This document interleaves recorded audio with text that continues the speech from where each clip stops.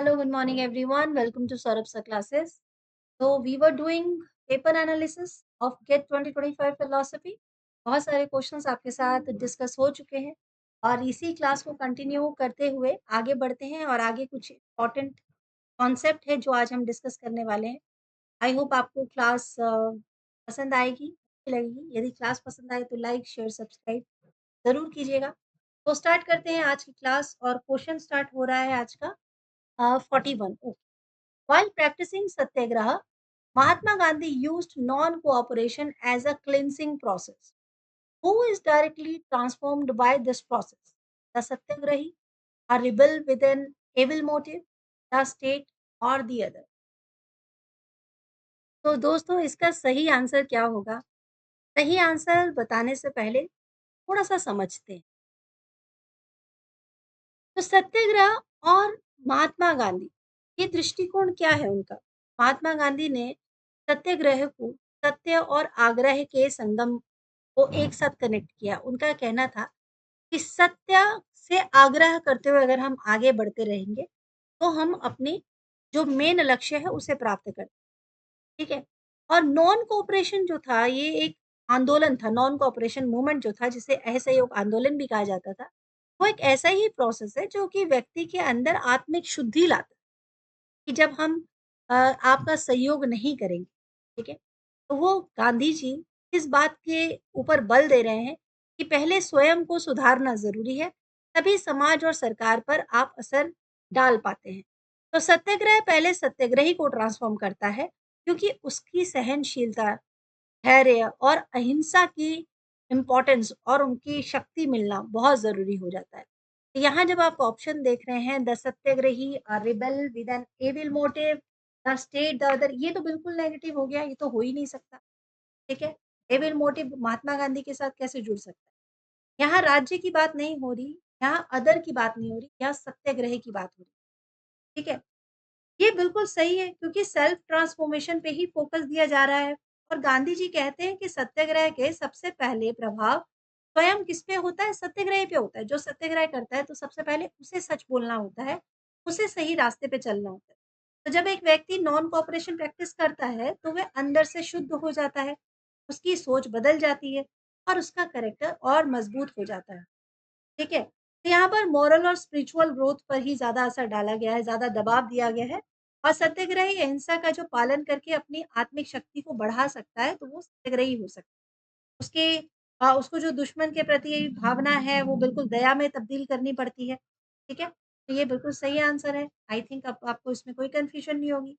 Because rebel और evil motive ये तो बिल्कुल एक नेगेटिव थॉट हो गया। सत्याग्रह किसी को भी दुश्मन बनाना नहीं चाहेगा, वो फ़ोर्स नहीं करेगा, बल्कि अपने आचरण से ही प्रेरणा देने की कोशिश करता है, तो रिबेल तो नहीं होगा, ठीक है? और एविल की अगर बात की जाए तो एविल माइंडेड इंसान तभी बदलेगा जब उसको सत्याग्रह की सही शक्ति का एहसास होगा, ओके? स्टेट की बात नहीं हो सकती क्योंकि राज्य या सरकार इनडायरेक्टली इम्पैक्ट होती है, लेकिन डायरेक्ट ट्रांसफॉर्मेशन किसपे पड़ता है? जो इंसान सत्याग्रह करता है। ठीक है? सरकार पे या स्टेट पर या किसी और पर तो बाद में असर होता है। ठीक है? क्लियर हुई ये बात? चलिए बढ़ते हैं अगले प्रश्न की ओर।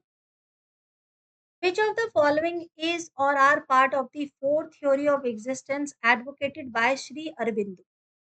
The super cosmic, the cosmic or the terrestrial, the integral or synthetic, the virtual. इस क्वेश्चन का जो आंसर है वो एक आंसर नहीं होगा।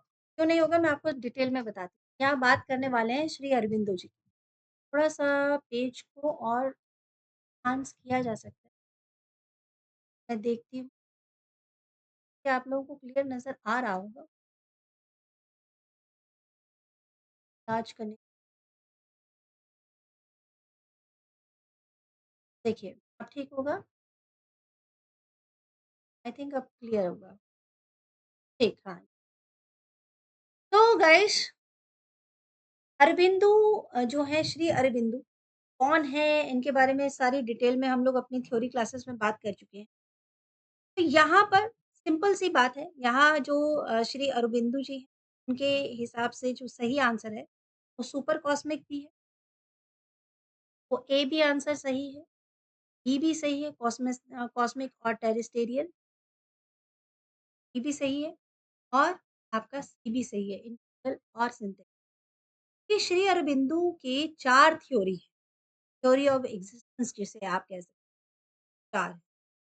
श्री अरबिंदो आदर्शवादी दर्शन के महान विचारक थे। उन्होंने 4 इम्पोर्टेंट थ्योरी ऑफ एक्जिस्टेंस को बताया, जो कि दर्शन और अध्यात्म दोनों से जुड़ी हुई है। सुपर कॉस्मिक थ्योरी की अगर मैं बात करूं, यानी कि अति ब्राह्मणीय सिद्धांत, सुपर कॉस्मिक थ्योरी की अगर बात की जाए, इस सिद्धांत के मुताबिक ब्राह्मण या परमात्मा एक अति ब्राह्मणवादी सत्य है, जो इस संसार पे पड़े हुए हैं, बहुत सारे हैं। ठीक है? वेदांतिक दर्शन के अनुसार ये सब कुछ बाकी सबसे अलग है और निर्गुण की तरह जी रहे हैं, निर्गुण की तरफ प्राप्ति है। कॉस्मिक और टेरेस्टेरियल थ्योरी की बात की जाए, यानी कि ब्राह्मणीय और भौतिक सिद्धांत, ब्राह्मणीय और भौतिक सिद्धांत जो है, इस सिद्धांत में ब्राह्मण को जगत के अंदर देखा गया है। ठीक है? संसार और प्रकृति ही परम सत्य होती है और जीवन को इसी रूप में समझना भी चाहिए। इंटीग्रल और सिंथेटिक थ्योरी की बात की जाए, पूर्ण या साम्यवाद सिद्धांत जो है, तो श्री अरविंदो ने कहा कि ऊपर के दोनों सिद्धांत अधूरे हैं और एक सम्मिलित दृष्टि की जरूरत है, यानी कि इंटीग्रल और सिंथेटिक ये दोनों अलग अलग नहीं पढ़े जा सकते। परमात्मा ना सिर्फ अति ब्रह्मांडीय है, बल्कि उसका व्यक्तित्व संसार में भी है। तो ये अद्वैत विद्या वेदांत है, शक्ति और योग को मिलाकर एक पूर्ण दर्शन बनाता है। ठीक है जी। और इंडिविजुअल थ्योरी, यानी कि व्यक्तिगत सिद्धांत, यहाँ पर जो विर्चुअल थ्योरी है, ये सिद्धांत व्यक्ति के अंदर आत्मा की खोज करता है। व्यक्ति अपने अंदर ही ब्राह्मण को अनुभव कर सकता है और इससे ही मोक्ष प्राप्त कर सकता है। तो सही आंसर क्या होगा? यहाँ पर बोला गया है which are the part of the food theory, तो सुपर कॉस्मिक भी है, कॉस्मिक और टेरेस्टेरियल है और इंटीग्रल और सिंथेटिक। ठीक है, क्लियर हो रही है बातें? चलिए बढ़ते हैं अगले प्रश्न की तरफ। Next question is, according to Saint Thomas Aquinas, God exist as a supremely perfect and necessary being. Which among the following option is or are in accordance with his concept of God? Option A, knowledge of God is innate in human beings. Option B, true happiness is found in God. Option C, human beings have a prior knowledge of God. Option D, God is known only by reflection. Saint Thomas Aquinas जो है वो एक Christian philosopher है और theologians जो भी हैं, ठीक है, थियोलॉजियन भी हैं। तो जो नेचुरल थियोलॉजी के महान विचारक माने गए हैं और उनका ही कॉन्सेप्ट है कि वो ये कहते हैं कि भई भगवान जो है वो नेसेसरी बीइंग है, बहुत ज़रूरी है। वो भगवान को बहुत ज़रूरी मानते हैं और उनका कहना ये है कि भई जो उनके हिसाब से अगर मैं कॉन्सेप्ट ऑफ गॉड की बात करूँ, क्या कहते हैं कि जो सर्वशक्तिमान होता है, सर्वज्ञ होता है, पूर्णता होता है, यानी सुप्रीमली क्या होता है, परफेक्ट होता है, वो भगवान है। वो नेचुरली वहाँ पर अवेलेबल है, ठीक है? तो नेसेसरी बीइंग है। अब यहाँ पर जब हम ऑप्शन देख रहे हैं, तो ये ऑप्शन देखिए, knowledge of God is इनेट in human being, true happiness is found in God, human being have prior knowledge of God, ये तो बिल्कुल नेगेटिव हो गया। Human being have prior knowledge of God, God is known only by reflection. अब यहाँ पर सही answer Saint Thomas के जो ज्ञान के हिसाब से अगर देखा जाए, तो ऑप्शन ए बिल्कुल ऑप्शन बी बिल्कुल सही हो जाएगा। True happiness is found in God. क्यों हो जाएगा? क्योंकि अगर मैं ऑप्शन ए देखूँ, knowledge of God is इनेट in human beings, तो ये गलत है। एक्विनस के हिसाब से वो ये कहना चाहते थे कि गॉड का जो ज्ञान है वो इनेट नहीं होता, बल्कि ह्यूमन इससे रीज़निंग और एक्सपीरियंस के माध्यम से प्राप्त करते हैं। ठीक है? ये अब आप भगवान के बारे में अगर जानना चाहते हो, तो उसके बारे में ज्ञान लेते हो। ऐसा नहीं है कि आप ये कहते हो कि मैं तो बचपन से जानता हूँ भगवान के बारे में, मुझे ऐसे ही ज्ञान प्राप्त हो गया। अगर ऐसा होता तो गौतम बुद्ध को ज्ञान कैसे प्राप्त हुआ? तो ज्ञान पहले खोजना ही पड़ता है, ठीक है? ज्ञान लेना पड़ता है और एक्सपीरियंस आप आपको जो है ज्ञान देते हैं। तो इसीलिए ए तो गलत हो जाता है। अगर सी की बात की जाए, तो human being have prior knowledge of God. तो यहाँ पर ये कहते हैं एक्विनेस कि भई ये तो अजीब-सा रीज़न है कि गॉड को विशेष में जान सकते हैं, ना कि प्रायर। पहले नहीं जान सकते। आप हाँ, के बाद धीरे-धीरे जान सकते हैं, उसके बाद ज्ञान लेके जान सकते हैं। तो ये अरिस्टोटल और एम्पिरिकल नॉलेज जो है उनके कॉन्सेप्ट पर बेस्ड। फोर्थ है God is known only by reflection, ये भी बिल्कुल सही बात है।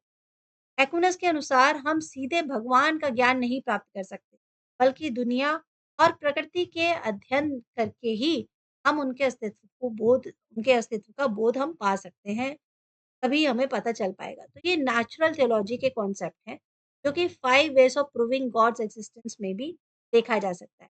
तो अगर देखा जाए तो सही आंसर क्या हो जाएगा? बी और डी बिल्कुल सही आंसर हो जाएँगे। ए और सी जो गलत आंसर। आई होप अब आपको समझ में आ गया होगा ये क्वेश्चन, ठीक है? इसकी थ्योरी। तो बढ़ते हैं अगले क्वेश्चन की तरफ।